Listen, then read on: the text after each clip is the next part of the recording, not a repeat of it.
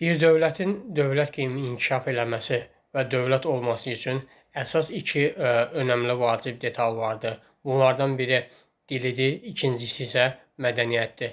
Yəni bir dövlətdə başqa dildə danışılırsa, başqa dildən istifadə olunursa, bu o deməkdir ki, bu dövlət deyil, hər hansı bir qüvvələrin tərəfindən istifadə olunan bir respublikadır. Ona görə də əsas vacib detallar dövlətin öz dili, öz ana dilində danışılmasıdır və ən əsas vacib detalları isə xarici sözlərdən istifadə edilməməsidir. İkinci vacib detal isə mədəniyyət məsələsidir. Mədəniyyət məsələsi tək insani deyil, bütün sahələrdə dövlətin öz mədəni strukturları olmalıdır.